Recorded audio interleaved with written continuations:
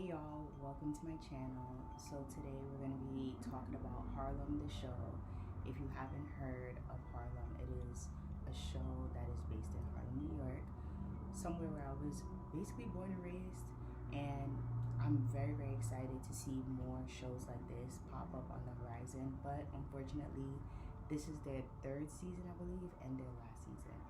So I do want to talk about it because I think one of the reasons why a lot of black shows end up getting canceled, one, because they feel as if our storylines don't need to go any further, but also because we're not supporting it, we're not talking about it, and we're not raving about it the way we talk about baddies. So I do want to talk about my perspective of Harlem. The show is predominantly a black, it's a black cast, somewhat like Girlfriend, somewhat like Insecure. They may have some, other races, through and through, but for most, it's black women. So I do love that. I do love the fact that it's very intentional. The cinematography for the show throughout all the seasons has been amazing. They develop the characters really well. You can tell that they are really good writers in the room. And I just love the fact that they displayed successful black women, because a lot of times we see the very standard experience for black women kind of being the loser archetype. And to me, that's like just kind of going through the motions, not being able to pay bills, not being able to, find the partner, not being able to have excitement, not having any passions, because you may not be able to have everything, but you got to win at one thing. We got to pick one struggle. We cannot struggle in all aspects. So I really do love that they balance that energy throughout all the characters. Like, it's not necessarily about who makes more money. It's about who's proud of who they are, who is consistent and passionate about what they do. And they really made sure that each character had a passion and they stick through it throughout the whole, series. So let's get into it. I have some favorites and I have some people that I did not care for throughout the series, but let's start with Grace. Grace is Quinn. She plays Quinn. She comes from a Caribbean background, so she's Caribbean American. So Grace has to be one of my favorite characters. One, because she's Caribbean, but also because she's a Cancer like myself. Grace, Quinn. Quinn is her stage name on the show. She definitely displays the lover girl archetype, but in a very innocent way. She kind of reminds me of what's her name? Charlotte from Sex and the City. So these two shows, Sex and the City and Harlem, have a lot of parallels.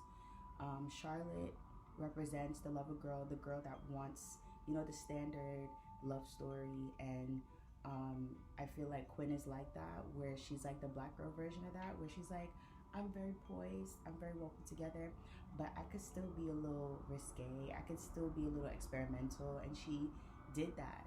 She explored being in an open relationship this season. Last season, she explored being with a woman.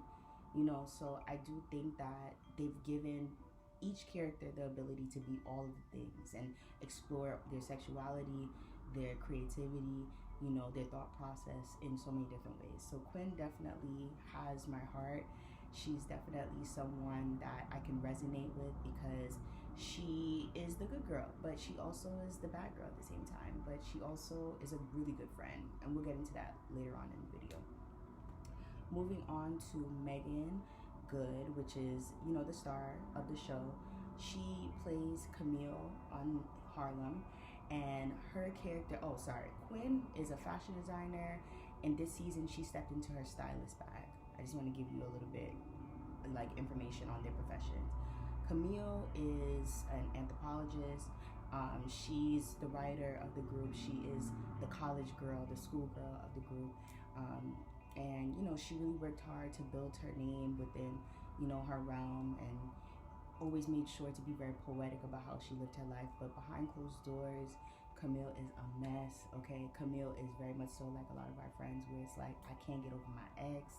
My ex look mad good. We never gonna stop talking. He will do me dirty, and I'm still like, that's my best friend. Like, Camille is a very forgiving person. And I also resonate with Camille because Camille is so articulate, to the point where it's to her detriment. Like, she legit can rationalize anything, and it becomes a little, it gets to a point. You know what I'm saying?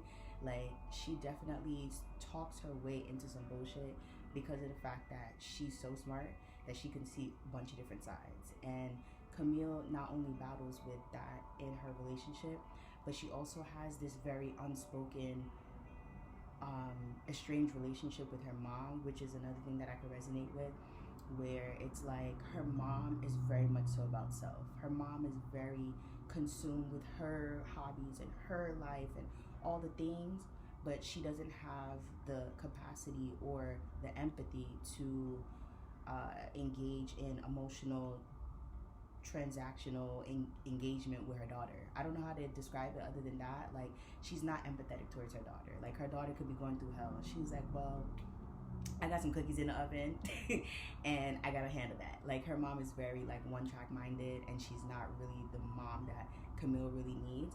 And I think that's one of the reasons why Camille really enjoys her friend group, because they mother her in different ways, but they also allow her to learn her lessons by herself. Like, there's nobody that's like, do this, don't do that. And I think that's one of the reasons why the show has a lot of like lightheartedness. They're able to maintain the lightheartedness of, you know, this friendship dynamic. You don't really see a lot of like the nuances that you've seen in Insecure, where it's like, you've been a shitty friend to me, or you've been saying like shady shit to me, but I've let it rock because, you know, I thought different of you. You know what I'm saying? Like, there's a little bit of an innocence, and I do love that because it keeps us focused on their individual lives and not conflict within the friendship group. So that I do enjoy. I do think that was intentional, because once you start creating drama within the friendship groups, now people have to side, and that happens a lot in real life, where like, if you have a friendship group and you're beefing with one person, now everybody, well, two people might side with this person and two people might side with that other person, and then it's just a constant battle. And I don't think it's productive, which is why I'm against friendship groups. But that's just me. Okay, moving on to Tyler Lepley, which is played by Ian. I hate him. Ian is like Mr. Big in my head. He is the guy that is appealing to Camille, which, okay, so he's Camille's love interest on this show. He has been that since day one. He always makes sure to have an extra girl on him. Like, he always got an extra. He always got a side. He always got a main. And Camille always comes second. Unfortunately, he's never been able to be honest with himself about what he's willing to do and who he's willing to be in her life. He kind of fed her a lot of pipe dreams, but he also, you know, he's aware that she let at it, and she's never letting it go. And I think in this season, she really played herself. Like, I call it, for a lot of women, it's like a grand finale, where it's like a man could show you 1,000 times who he is, but if you continue to ignore it, you're gonna get that grand finale. And Camille got her grand finale this season when he got her pregnant. Now, just for a little context, Ian has the hardest time having kids. So all these women that he's dealing with always got to find ways around, you know, having his kids. I believe so. Correct me if I'm wrong in the comments. But Camille ended up pregnant. He's dealing with this other girl named Portia, which I don't know where she came from, to be honest. He always, like I said, he always got an extra one on him. And he gets Camille, which is Meagan Good, pregnant. So they're going through this whole pregnancy, and she's debating if she should be a single mom. And then she has this conversation with Ian's mom or aunt, I can't remember, but she pretty much told her, girl, I got an abortion, okay? So it's on you if you want to keep this baby, but I'm not keeping a baby just because. I really do think conversations like that are very important, because a lot of women do, you know, especially within this climate, obviously, like, we're limited in resources, but I do think a lot of women take pride in struggling. They take pride in going through life, doing all of the things, and being the strong, you know, archetype. And the strong archetype doesn't get rewarded. You know, you may get rewarded here and there, but it's pity. It's not a genuine reward, because in all actuality, you have to sleep at night. You have to deal with your own thoughts. You got to deal with that kid by yourself. So taking on that strength of I'm gonna take care of this kid by myself it's bogus to me.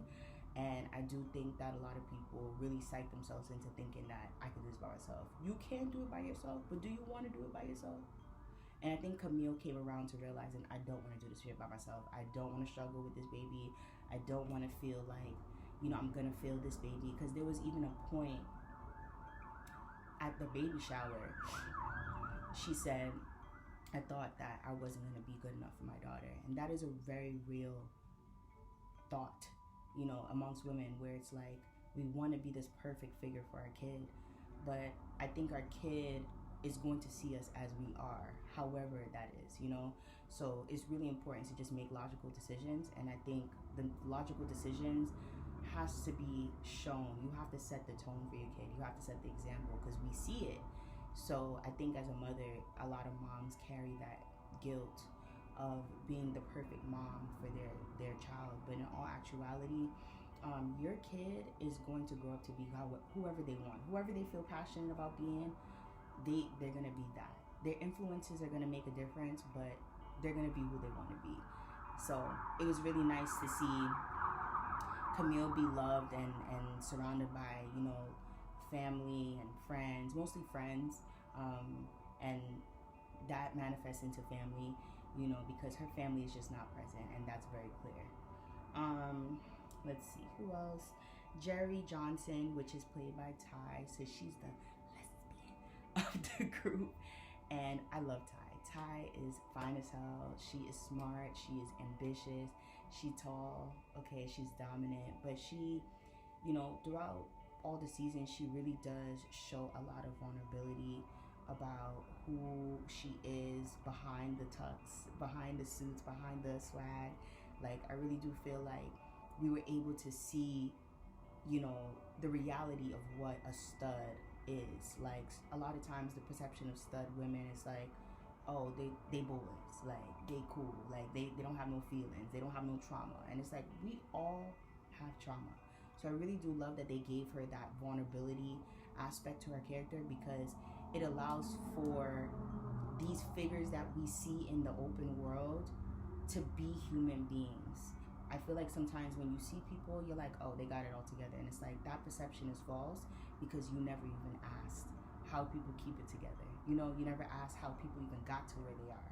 So when you ask those intentional questions, you are able to understand. And I think, Ty being so hypersexual and unaware of like how much she's affected people with her games and, her avoidance, it really has put a lot of things into perspective. And I think all of her partners really were able to like shine a light on her authentic self. Like, they were able to see her for who she is, even if she didn't see it. So let's move on to Angie. Angie is another one of my favorites. She's played by Shaniqua Shande, I believe so. Beautiful girl. She's very charismatic. She's very bold. She's very confident. I love Angie because she's very sassy, and she's like, girl, my life ain't together, but we gonna get it together. I'm gonna get me my acting. I'm gonna get me my, I'm gonna get my money together. I'm gonna get a man. When Angie got into a relationship, it was kind of random, I will say. I do think that her getting married added a little bit more range to her character, because you were able to see how it is being a very charismatic woman and being with the business guy archetype. I think for a lot of women, we aspire to be with the guy that makes the money, but like, there's a personality tied to that, especially when you're with someone that's very goal oriented on the business side. A lot of things begin to make you question, like, is this the type of person I want to be with? Like, do I want to be with someone that's going to shoot down my dreams or doubt what I can become? You know what I'm saying? And I feel like Angie was definitely tested, and ultimately she chose herself, which I love, because I don't think that any man should ever come between you and your dreams, especially a man that is not comfortable with you showing up as your authentic self.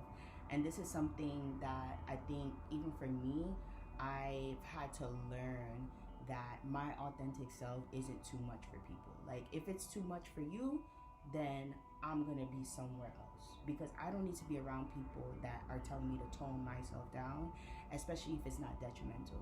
You know, Angie is one of those type of people where she's very charismatic and very dramatic and theatrical, but it's because she wants to be in theater, so it makes sense. But when you're a shitty person, you know, that's different. And I feel like when people are shooting down people for being happy and being charismatic, I think that's evil, and I think it's very selfish. And I feel like that's what her husband kind of represented. It's like, I want you to be a lot, but just like a little toned down. You know, like, I want you to be the perfect amount of exciting for me, but anything else, like, I don't want you to ever choose anything over me because I got the card. He kind of like insinuated, like, take the card. And I'm like, nigga, please, okay? Like, your money ain't shit. Like, I could always find money, but these opportunities are today. So I really love that she stood 10 toes down in her decisions, and she really committed to her goals, because I'm not even gonna lie, sometimes I'd be a little nervous for women. I'm like, you could get married anytime. You could get married 5 times, but your life, the things that you want to do in this life, are way more important. And it's beautiful to be loved, and it's beautiful to be embraced by your partner. But if they're not embracing you and supporting you through the things that you want to achieve, then don't rush the marriage. It's okay. Like, there's no time clock, you know. So I think that was everybody in terms of like the main characters. You know, there were obviously side characters that were involved in the show, but I think overall the show really displays a lot of different layers to friendship, Black women, you know, relationship dynamics, business, you know, trauma, you know, passions. It's just so many different things that were intertwined, a lot of conversations, a lot of things that, you know, we don't really see a lot in shows.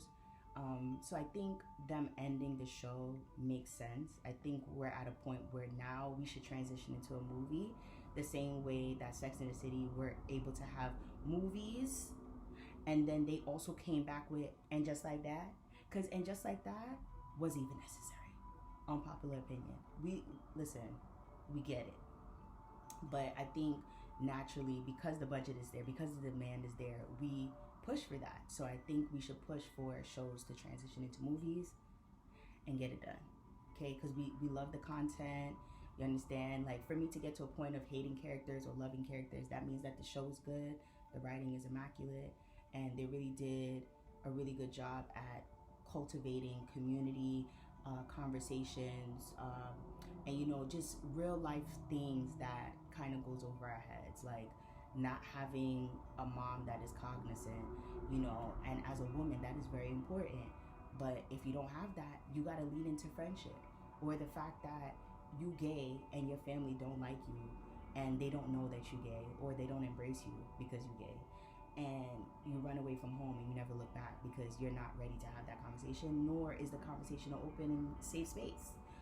Or being Caribbean and your mom constantly telling you, be this, be that, be this. I'm talking about Quinn, by the way, where her mom's like this super uptight, and that's something that's so niche, but I can resonate, where it's like, oh, you gotta be classy, and it's like, no, fuck that. Like, I don't have to be you. I'm not Queen Elizabeth. Like, I'm from New York, and this is very New York. I feel like Quinn really stepped into her New York bag this season. She's like, bitch, no, I'm not doing that. Like, I'm not stooping, nor am I dealing with this shit, period. You know, or, you know, Angie saying, I'm gonna follow my dreams, I'm gonna do all of the things, I'm gonna be extra, I'm gonna be, you understand, I'm not conforming. Camille stresses me out, but I do understand why she is the way that she is, and I understand why she just wants the perfect picture. You know, even at the end, I'm not gonna say too much, but, you know, she ends up putting out a book, and the publisher, she's like, you know, or editor, I can't remember who she is, but she was like, you know, a lot of people that turn in their books really early, you know, it's usually a mess. And yeah, that's very real. So she said, this is not one of them. Like, this is actually a really good love story. And I can tell that Camille, played by Meagan Good, was very excited about that. Like, she wants the love story. She wants, just like Quinn, she wants that. But she's a little bit different in her own way. And I think also the individuality aspect of each woman really makes the show so good. So I will definitely be rewatching I've been enjoying this season a lot. I think this will age very well. There was a lot of important topics that were covered, but also I think they casted very, very well. And they allowed every woman to shine, and I think that's very important, because I don't think that in a friendship group there should be one main character. I think everyone should be their own main character. Everyone should be healing. Everyone should be evolving. Everyone should be coming to terms with the things that they've done in their life. You know, I think everyone should be successful. Like, why is it always this one person being queen bee?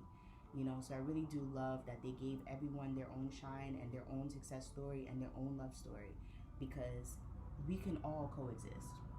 So if you haven't watched Harlem, be sure to go watch it. It is on Amazon Prime. I believe this is their last season, but we are praying for a movie or two, or a series, another series continuing, because yeah, we as young black women, I'm 29, I feel like it's important for me to see shows like this, because I need to see what it looked like being 30, living in the East Coast, living, thriving, being happy. We want that representation. I don't always want to see, and I love shows and movies that displays real life, but I like to see polarity. There needs to be variety. Like, we can't all be struggling. Fuck. Okay? So yeah, if you enjoyed this video, give me a thumbs up. Let me know your comments down below. Have you been watching Harlem this season? Have you watched it in the past and you like, no, this is not for me? Let me know your thoughts down below, and I would love to hear from you. I'll see you in the next video. Bye.